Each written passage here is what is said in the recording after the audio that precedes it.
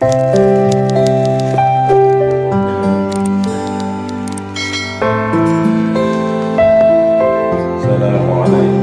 warahmatullahi wabarakatuh.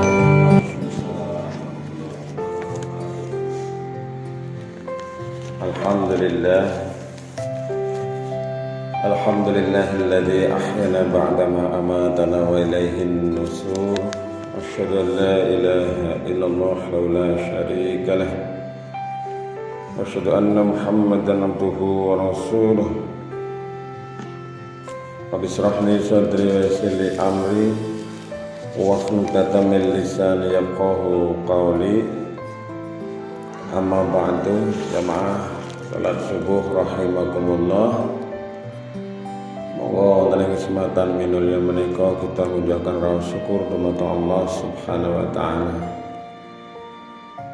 Ingkang sampun nangeaken kula njenengan sami saking pecah sesaat inggih menika sare tilem kula panjenengan sami pun tetangikaken malih.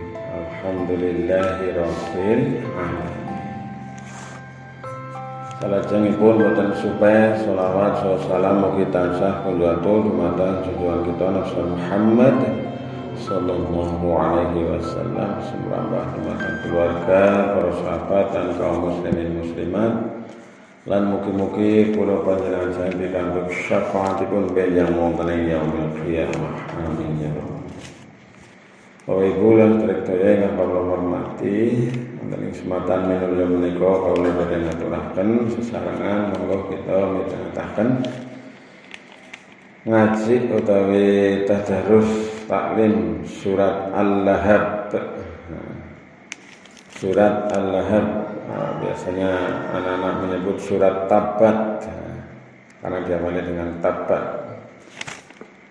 Surat Al-Lahab, Al-Lahab itu artinya apa? Gejolak api atau api yang bergejolak. Geni sing mulat-mulat, ana geni mulat-mulat. Geni sing gede banget.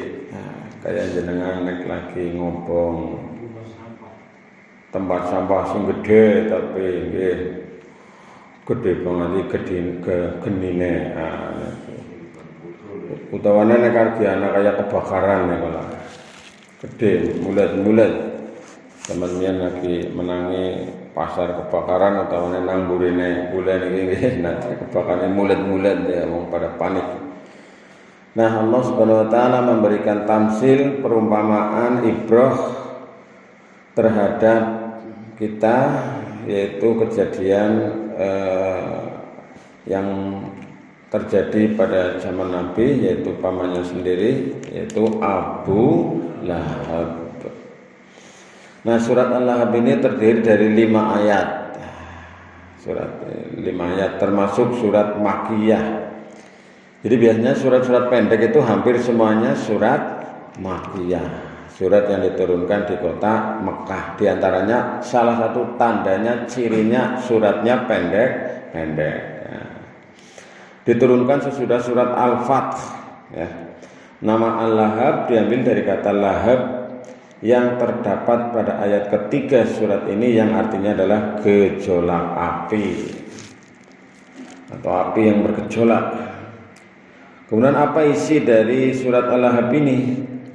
Yaitu cerita atau kisah yang mengabadikan Abu Lahab dan istrinya yang menentang Rasulullah Sallallahu Alaihi Wasallam. Keduanya akan celaka dan masuk neraka. Harta Abu Lahab tak berguna untuk keselamatannya. Demikian pula segala usahanya tidak berguna. Dia termasuk orang yang celaka sampai diabadikan dalam Al-Quran ini ya. Padahal paman Nabi sendiri ini. A'udzubillahi minasyaitonirrajim. Bismillahirrahmanirrahim. Tabbat yada Abi Lahabin wa tabb. Ma aghna anhu maluhu wa ma kasab. Sayasla naran dzata lahab wa imra'atuhu hammalatal hatab fi jidha hablum mim masad. Ayat pertama, tabbat yada abi lahabin wa tab, binasalah kedua tangan Abu Lahab dan sesungguhnya dia akan binasa. Cilaka Abu Lahab itu ya, yang berusaha mencelakai Nabi, bahkan dibantu oleh istrinya, luar biasa ya. Nah, pada ayat yang pertama ini yang dimaksud dengan kedua tangan Abu Lahab ialah Abu Lahab sendiri. Nah, ini untuk menekankan ya, binasalah kedua tangan Abu Lahab dan sesungguhnya dia akan binasa. Jadi maksudnya bukan tangannya saja yang celaka, tapi Abu Lahab secara keseluruhan. Kemudian ayat yang kedua, ma aghna anhu maluhu wa ma kasab, tidaklah berfaedah kepadanya harta bendanya dan apa yang ia usahakan. Jadi Abu Lahab menganggap bahwa harta bendanya akan bisa menyelamatkan dirinya dari bencana, dari musibah, dari siksa. Tidak bisa. Yang namanya harta itu tidak bisa, tidak berfaedah untuk mencegah dari celaka, yaitu gejolak api itu. Maka jemaah sekalian rahimakumullah, harta kita juga tidak ada gunanya. Nah, harta yang ditumpuk-tumpuk, yang dikumpul-kumpul, yang banyak-banyak itu, kalau tidak dimanfaatkan untuk kepentingan di jalan Allah, maka tidak berguna. Ya mungkin jumlah tok sing akeh.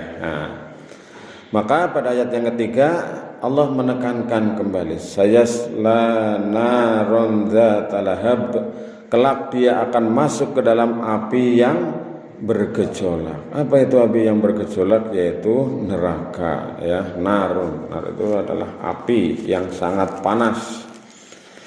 Neraka itu digambarkan sesuatu siksaan yang belum pernah dirasa, saking beratnya, belum pernah dilihat, belum pernah orang-orang ini merasakan di dunia ini. Saking larane, saking sengsarane, saking susahe, saking panase. Nah, kelak dia akan masuk ke dalam api yang bergejolak. Wah ini. Jadi ketika ayat ini turun, Abu Lahab sudah dinas, sudah diancam oleh Allah. Ini termasuk ancaman kepada Abu Lahab. Kelak dia akan masuk ke dalam api yang bergejolak. Tidak hanya itu, wamra'atuhu hammalatal hatab, dan begitu pula istrinya pembawa kayu bakar. Nah, ini, pembawa kayu bakar dalam bahasa Arab adalah kiasan bagi penyebar fitnah. Nah, istri Abu Lahab itu disebut pembawa kayu bakar karena dia selalu menyebarkan fitnah untuk memburuk-burukan, menjelek-jelekan Nabi Muhammad SAW dan kaum muslimin. Luar biasa ini. Tukang kayu, tapi tukang kayu dalam pengertian suka menyebar fitnah, kemana-mana menyebarkan fitnah. Muhammad itu dia orang gendah ya, dan sebagainya. Bahkan Nabi Muhammad itu kan oleh orang-orang kafir dianggap sebagai orang gila. Nah, luar biasa orang kafir itu. Ancamannya bahkan akan membunuhnya. Luar biasa. Nah, wamra'atuhu hammalatal hatab, dan begitu pula istrinya pembawa kayu bakar. Nah, kemudian pada ayat yang kelima sebagai penutup dari surat Al-Lahab ini, fi jidha hablum mim masad, yang di lehernya ada tali dari sabut. Nah, ini kebiasaan wanita-wanita mengalungkan di lehernya talinya, kalungnya. Nah, ini sebagai simbol dia pembawa kayu bakar, sebagai simbol dia menyebarkan fitnah, menyebarkan berita-berita buruk tentang Nabi Muhammad dan umat Islam. Nah, jemaah sekalian yang dirahmati Allah, sebagai penutup dari surat Al-Lahab ini saya sampaikan bahwa surat Al-Lahab menjelaskan kegagalan lawan-lawan Nabi Muhammad, yaitu orang-orang kafir termasuk Abu Lahab, untuk menghancurkan atau menghalangi Nabi Muhammad SAW. Lalu apa hubungannya dengan ayat yang kemarin kita bahas, surat Al-Ikhlas? Nah, pada surat Al-Lahab ini mengisyaratkan bahwa kemusyrikan itu tak dapat dipertahankan dan tidak akan menang walaupun pendukung-pendukungnya bekerja keras. Nah, surat Al-Ikhlas mengemukakan bahwa tauhid dalam Islam adalah tauhid yang semurni-murninya. Makatan jamaah sekalian, ngaji kita surat Al-Lahab, mugi-mugi wonten hikmah manfaatipun. Assalamualaikum warahmatullahi wabarakatuh.